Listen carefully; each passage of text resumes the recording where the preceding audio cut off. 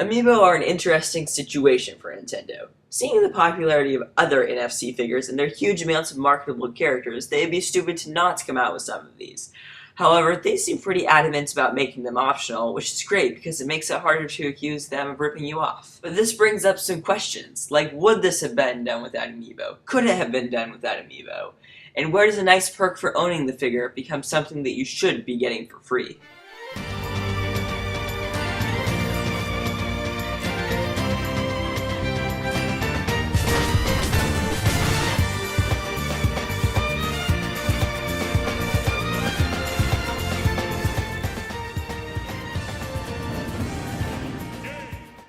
Even without discussing every little thing that can be done with these, there are a few basic archetypes. In Smash Bros, you can fight a customized AI that becomes your toughest opponent, and pro tip, teach them to taunt and meteor smash early on while you can still get in hits. Games that offer a costume based on the character, games that allow you to cheat, but wait, there's more! The Intelligent Systems games, which if you have a Fire Emblem amiibo, you can get the character. But there's a problem with this. I never liked Skylanders because all of the characters were developed with the game. They are part of the game that you pay extra for. Imagine if the Smash Bros. Amiibo were like that. You start with Mario, Link, and Kirby, and every other character you gotta pay $11 for.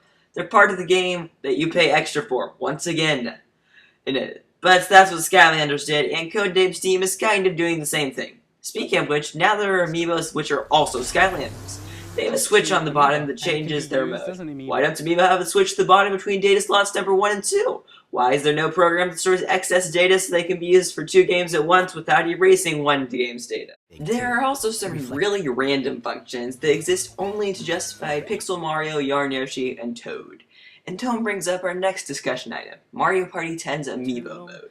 It's actually a really solid mode, where you can equip 6 abilities to your amiibo and take them onto a board with 4 character-inspired quadrants that can be swapped out mid-game by certain spaces and abilities. Without question, this came up during an amiibo brainstorming session. But is it okay for Nintendo to require you to buy an amiibo to play when scanning the figure is just a substitute for pressing A? Then there what essentially amounts to DLC, which is great, but maybe it'd be better if you could just buy it in an online shop like normal DLC?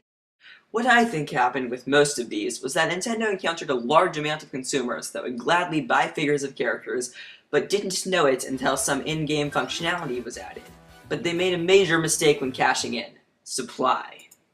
I've seen multiple articles on amiibo shortages that, assuming these writers accurately represent the collectors as a group, show there are many people who gave up around Wave 3 because to get a lot of them, you have to get lucky enough to find them in a store, or give in to the scalpers online who are selling them at double value, minimum. I know there was a port strike and it's been implied that a bunch of amiibos are just sitting there and the problem will more or less solve itself when the workers get around to unloading them, but that does not excuse Nintendo's irresponsibility in this situation.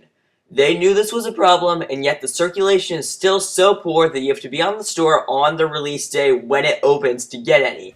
They knew this, and NES is still selling for more than Silver Mario is. You that keep up on all the Nintendo news know that they left out the upcoming Animal Crossing amiibos.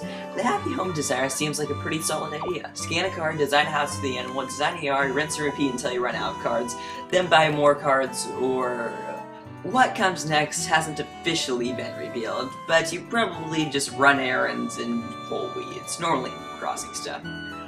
Then Nintendo officially overstepped their bounds with this trailer.